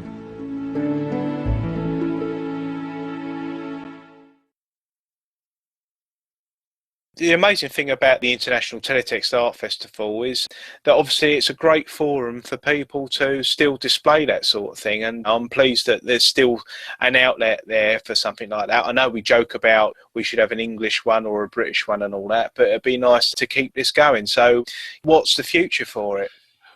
Well, first of all, I should say my own personal connection to the International Teletext Art Festival, and that is, it got me into teletext art. Well, it got me back into it, actually. What got me into it was more the microtel stuff from 2007, but this rekindled my love for it. It proved to me that people still cared about teletext. I have a lot to thank it for. But unfortunately, there's a few rumours knocking around that perhaps the International Teletext Art Festival may be coming to a close. It may have run its course, which I'm sad to hear. But I'm fairly certain that if you guys out there in internet land all go to the teletextart.com website, look at the fantastic artworks and then say, please don't take away our International Teletext Art Festival, I love it, in an email to the organisers, they will be more likely to bring it back again next year, and the year after, and the year after. If they can see that people still care about it, then they'll certainly keep it going. Now, bear in mind, these are only rumours that it could be ending at the moment. The odd whisper, that's all it is. But we've got to keep it going. In any instance, you've got to register your interest and let people know that you like it, if indeed you do. Mm-hmm. And what's the best way to go and get that done? Do we just go on the website and click the email link on there, or do they have an email? Because we don't want to lose something like that. It's difficult to get something like that going again. Where will those artists go? They won't have anywhere to go. Mm-hmm. What's the best way of contacting these guys? Well, you can visit teletextart.com/information/contact, or use this email address to contact Juhaven Ingen, ITAF, that's ITAF, at fixc, that's FIXC, .fi. So ITAF at fixc.fi. And say the Teletext Art Podcast guys sent you. Yes, And then they keep doing that. People keep entering it. People keep loving Teletext, and it stays alive. And then we're not running the live obituary. We're just running the movement. So brilliant. Thanks for that, Dan. Thank you very much, Carl. Have you seen any apps on some phones recently that have teletext as well? You can actually access any live teletext services all over Europe or all over the world as well. I was just wondering if there'd be any chance of getting our very own one and only Teletext 40 represented on that. It must be done in the same way, and that'd be really good as well. Teletext 40 news would be that we're constantly updating the teletext40.com site, and it's got some text-heavy stuff now, which has been quite welcome, not just pictures and things. There's the first part of my history of computing, which is on there, and I know that there's some new screens on there that's going on there from Teletextr, and I know that Denzel also put some bits and pieces on there as well, haven't you, Dan? I have indeed, yes. We've got some stuff from St. Helens versus the Lizards. People came to St. Helens Library on a Saturday afternoon and made some teletext art. So we've dumped that on Teletext 40, and you can take a look at it. It's fantastic. Also, there's some slightly outdated Halloween stuff as well. Which is not out of date. At if time you're... of recording, Oh, it will be out of date. At time of recording, in date. But ooh, a witch has just flown past my window. Yes. Ooh, how spooky! Yes. We would like to wish our listeners a Merry Christmas, because it will probably be out by then. Yes. I tell you what, I'll do an outtake special for Christmas containing the bits that we chopped out of show 1 and show 2, because I'm sure there'll be enough to make up a whole new show. It'll be the 2.5. Yeah. That'd be quite fun, actually. Yeah. Stay tuned, guys. Stay tuned. Have you got anything in your bulging sack? In terms of what? What do you mean by this, Carl? Your mailbag, of course. Oh, yeah. My mailbag, as opposed to my female bag, it's right here in front of me, and you can hear it. You can hear all the messages that we've been sent digitally, and I've printed them all out so I can read them out, because low tech is the way to go. Low tech is the only tech. Yes. Okay, so we've polled our teletext people all over Twitter, and we've been inundated by the amount of questions that people want us to answer. So fire away. Where's your first question, and where does he come from? This is from the serial question submitter, Rusty Russ, also known as Russ. And he asks, here's one for discussion. Why was the homepage for most services page 100 and not page 001? Well, I have a theory on this. I had a quick look last night at that question when it was polled. Was he aware, and I need to double check on this, that the first Teletext or the first Oracle broadcasts, I think their page numbers started from 10. But I'd have to double check on that, because when I was doing some research to find out what the very first teletext service was, obviously I was looking out for Ceefax, but it appears that Oracle had pipped them to the post by a couple of months, and their teletext services ran from 101 upwards to, I believe, about 150. But there are citations and health warnings attached, children, so don't go around using that at a quiz night until I've actually sought official clarification. So in answer to Rusty Ruth's question, or thing for discussion, they haven't always used that convention of 100, 200, 300 and all in between, but it seemed to be the more logical way to go as the service got bigger and bigger, and they knew that they could pack more and more on those extra couple of bits of data that they could send over. So yes, that sort of answers that, sort of may start a discussion. All the creative minds, they can certainly add to that and give us more input. I will have a look in the follow-up for episode 3 on that, though, just to make sure I'm not talking out of one's backside. Well, don't worry. I did quite a bit of that in the first episode of this, particularly involving that certain tweet by a certain museum who were decrying... Not the evil NTSC. Yes, the NTSC, who were claiming that Teletext was not a success and that it sucked. How dare they? God, no. They want to get out of town on the horse that they rode in on or whatever they do over there, that's for sure.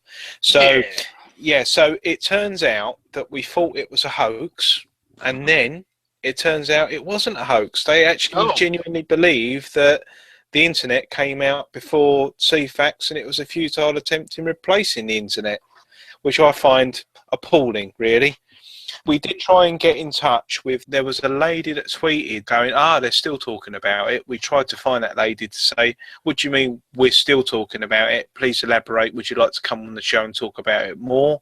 But she has not responded yet. It's been 4 months and I'm still waiting for a reply. So it could be that she thinks we're nut jobs. So she's ignoring me. Well, that is the case, plainly.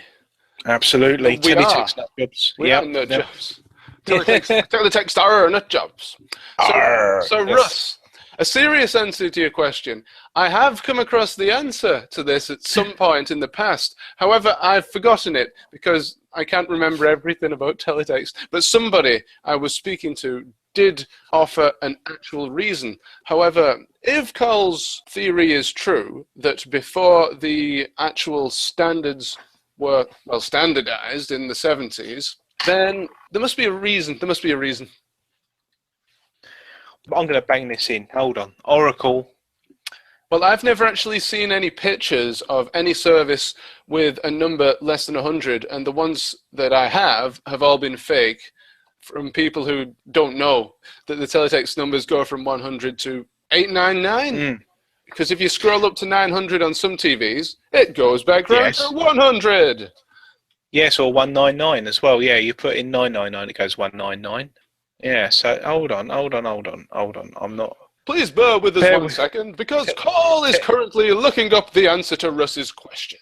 The Oracle on Teletextr. History of teletext, let's find that. I don't think we're going to actually find the answer to this tonight. We could be searching on the internet for hours and hours. Do you have an answer? No. I could find it if I had more time, but I'm sure that they did, but I'm going to reserve judgment on that. Okay, so Russ, we will get you an answer. And Dan would have cut the long gap out for me looking for it, so we would have expedited that. Yes, guys, we just spent 1 hour looking for the answer and couldn't find it, so what do you know? Yeah, can you ask questions I know the answers to, Russ? Well, what about this? He's got some more questions for us. You might know the answer to this. In fact, I think you may. If you could be any teletext graphic, what would you be, or who would you be, and why? Ooh. You first then, Dan. Go on. You tell me who you would be and why. I would be the letter C, slightly to the right of the pixelated boob. Why is that? Because you'll get the best of both worlds. You'll be near a breast, but you would still be able to breathe. Yes. Excellent. Okay, right. Well, I'll go for something a little bit more boring. I would go for the blue fast text link. I quite always like that one, but I don't know why. That wasn't very interesting, was it? I was going to say, I thought that was going to lead somewhere, but I think it just ended. No. Yes, it just ended. I always quite liked the dollar sign, because if the dollar sign came up, you knew it was a glitch, because we would hardly ever use the dollar sign. So I quite like that one. Being a Spectrum owner, the dollar sign, or the string sign as it was on the Spectrum, was always that square-shaped S with a line going down it. So it was quite amazing to see a high-definition dollar sign on teletext where there was actual curves. So there you go. That's how interesting my life was when I was young. But yes, I'd be the dollar sign. Thank you, Russ. Okay. I hope that answers your question. Completely different answers, but all valid in their own way. So this is Russ's final question.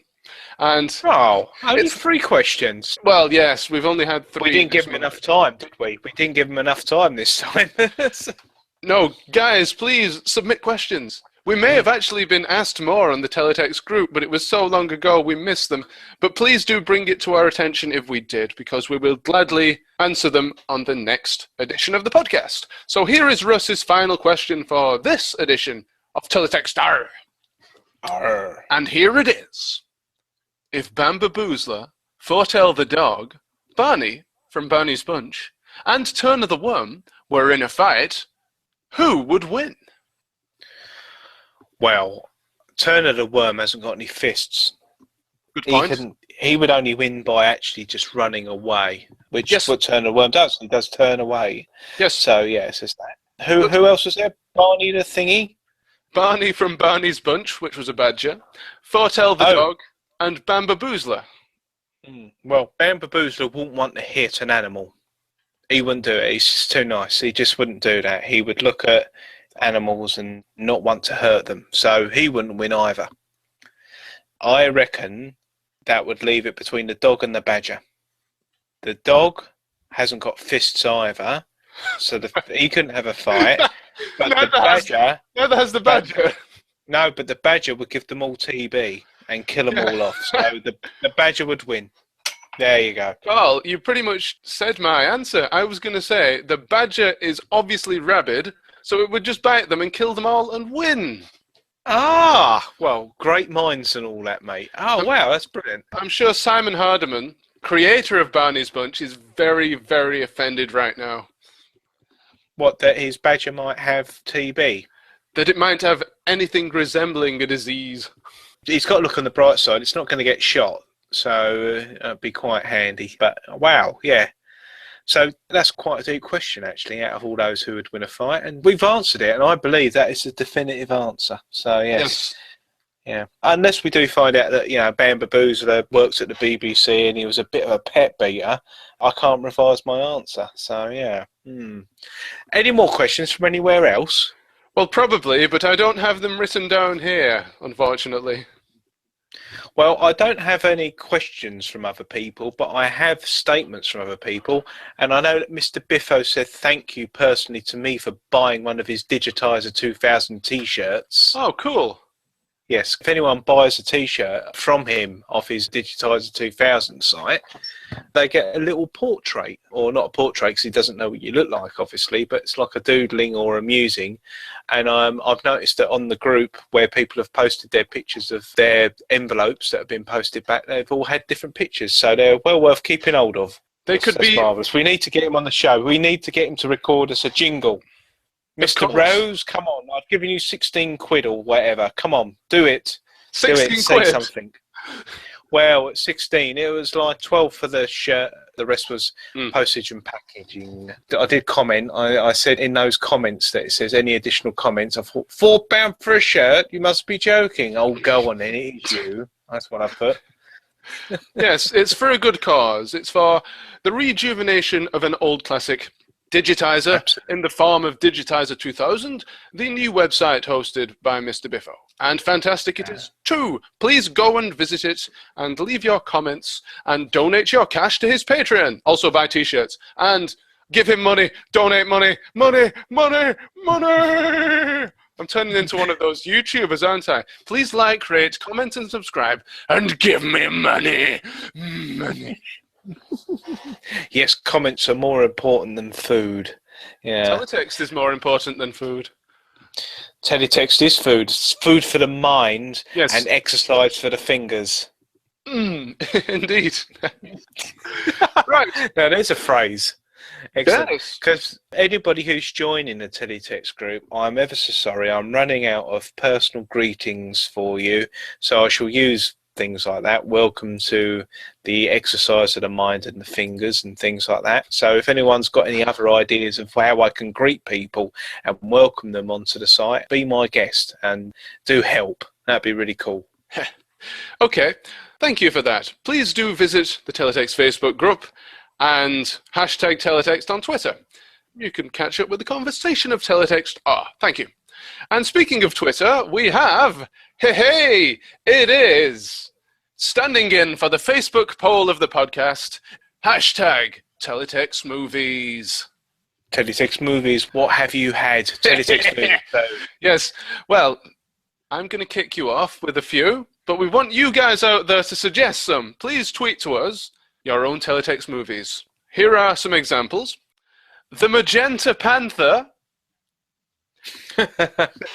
NYPD Cyan, or Cyan, as Carl might say, A clockwork red, because remember there's no orange on teletext. Not unless you're level 2.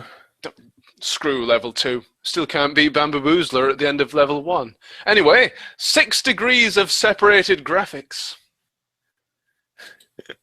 And we've had some submitted by our old friend Rusty Russ. He's got a monopoly on this show, hasn't he? A friend of the show. Yeah, of course, and more. We'll read into that what you will. He has suggested for some teletext films a clockwork cracker. See what he's done there? See, like the clock cracker. I see, yes, very good, yes, yes. And Big Trouble in Little Ceefax. Yes, Big Trouble in Little China. So please tweet your own Teletext movies to hashtag TeletextMovies, and we'll check them before the next show.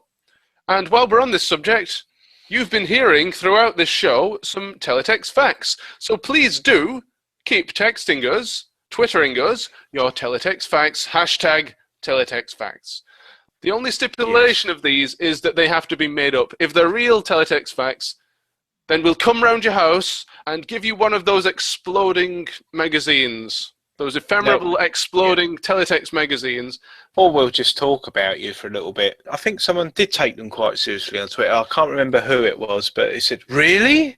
I think it was one about Google buying Teletext and go, really? Wow, that's mad. You know, and you think, right, okay. Well, it could have happened. It could have happened. Google are buying everything these days. YouTube. Smoke alarms, my old car. Yes, they're buying everything. Buy it now. Google boxer shorts.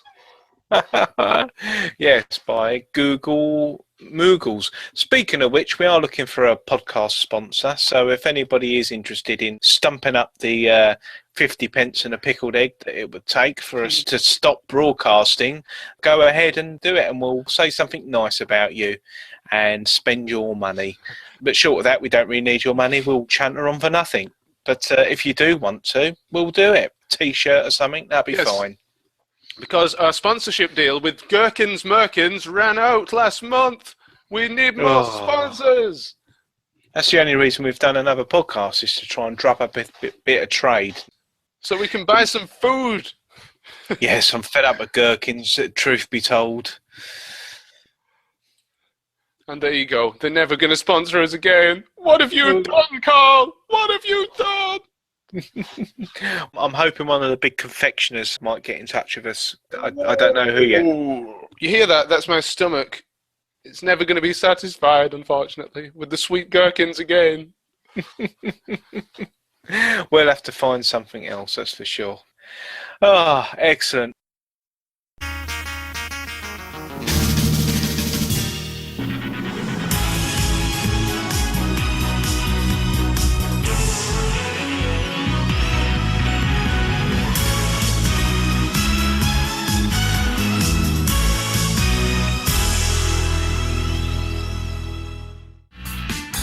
So it is the BBC introducing in the West Stroud Fringe Festival Gig Crawl.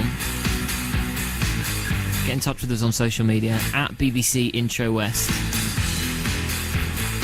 if you're enjoying what you're hearing. The Fringe Festival has been going for 19 years now, and 19 years ago there was a thing called Ceefax. Basically, it's a guy called Peter Kwan.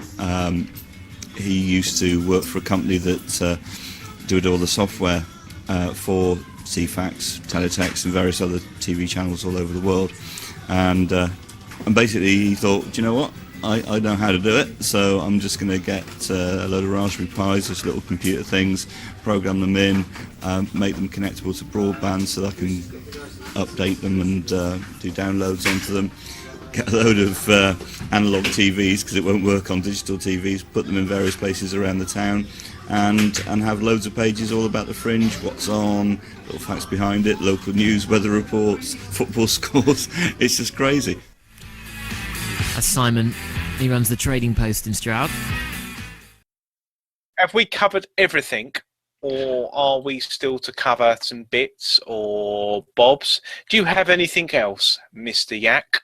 Yes, we have a couple of bits that are held over from the previous podcast. Oh, yes, far away. Yes. One piece of news regarding the industrious Ant, who we've already mentioned, at Yes. Super Wonderstar on Twitter.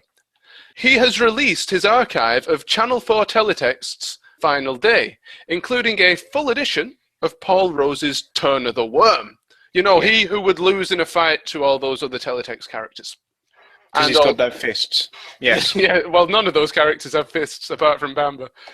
And Who wouldn't use them because he wouldn't hit out at an animal? No, he would never do that. Bamba would never, ever do that. He's a gentle soul. I wonder if Bamba's still alive. I think he's living in Hilversum in the Netherlands with Mr. Hendricks. And Elvis.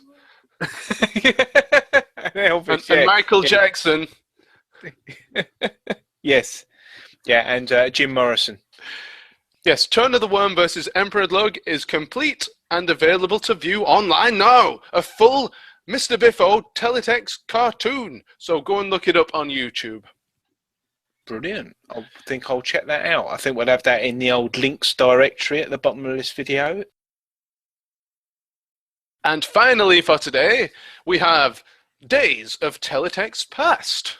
So this is what was happening in the history of Teletext. It's 2015 now, so let's go back 40 years ago, 1975. The first ever subtitles were broadcast by the BBC.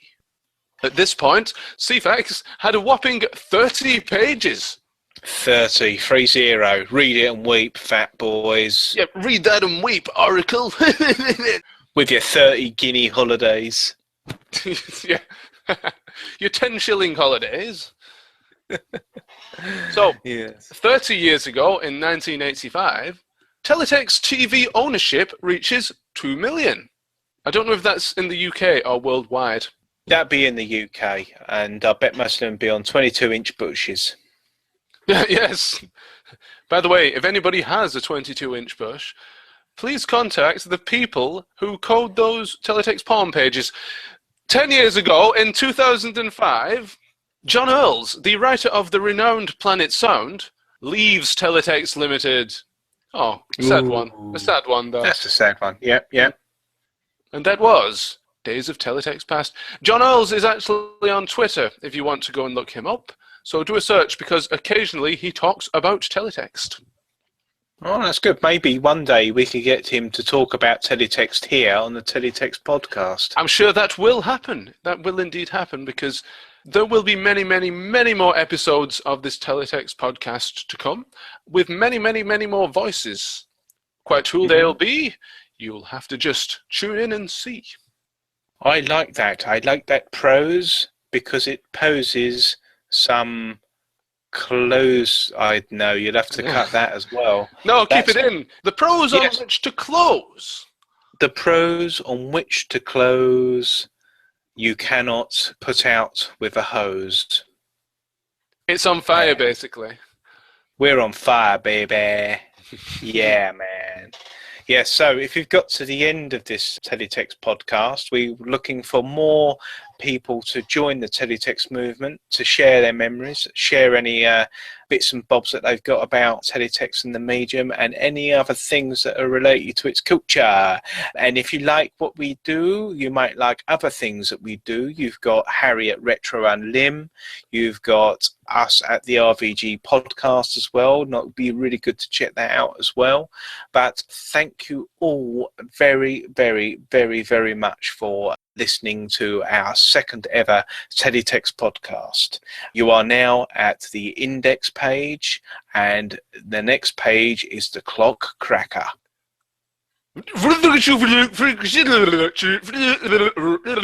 Sorry, that was me trying to read out the clock cracker. It's very, very difficult, I do find, to read out the clock cracker. I wouldn't go to work using the clock cracker as my clock. If anybody out there did do that, please let us know. And were you late? And did you ever go to work in your slippers? My dad did. My dad did once. Yes. He went to work in his slippers. He did. He had to turn around halfway and go and change them. He didn't work at Freeman Hardy Willis or anything, and he could have just changed into something at work.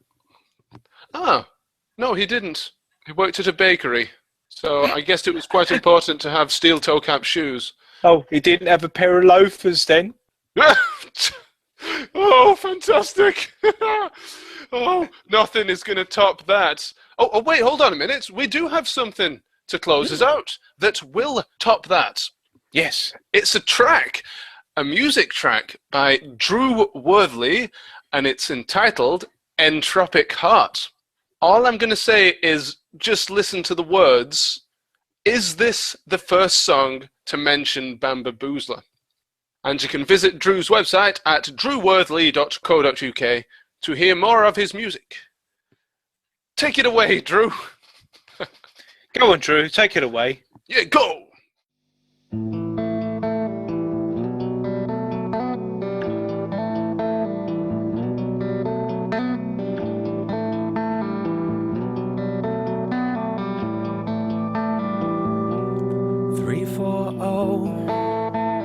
Coming up slow now.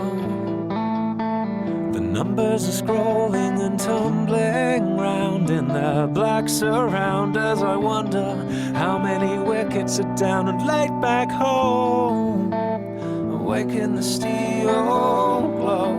My mum sits in the small house with remote control and an emery board reading 1, 2, 4 before the lights go out. I'm on hold, where am I to go? I'm on hold, still I try to press red for love, yellow for courage, blue for my sadness.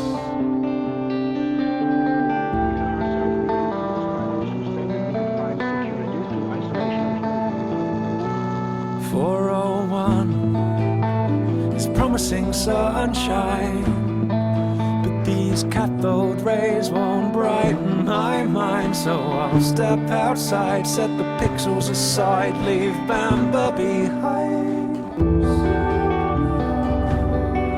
I'm on hold, where am I to go? I'm on hold, how was I to know? I'm on hold, still I try to press red for love, yellow for courage, blue for my sadness.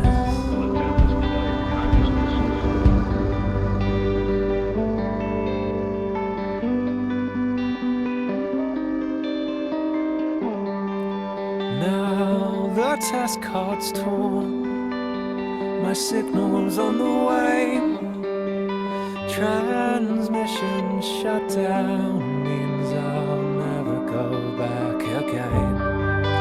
That entropic heart is but a fragment of my past now.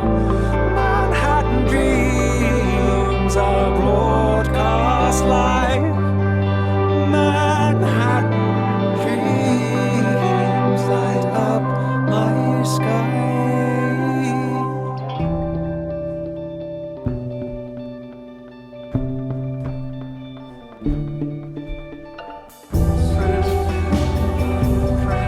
I'm on hold, where am I to go?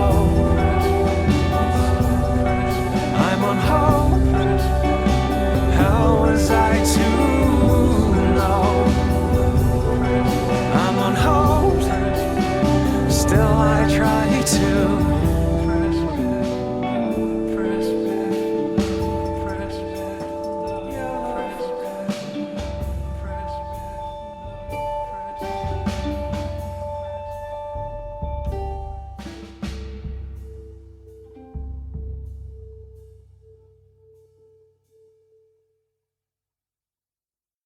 You've been listening to the Teletext Art Podcast, live on the internet, sponsored by Prince Philip, by royal appointment. Now, off. I say, do you like teletext? Do you like Facebook? Do you like groups? I say the place for you is www.facebook.com/groups/teletext. What was that? Facebook.com/groups teletext group. I should visit that immediately, right after I've listened to this very podcast. Right, okay, let's do that again.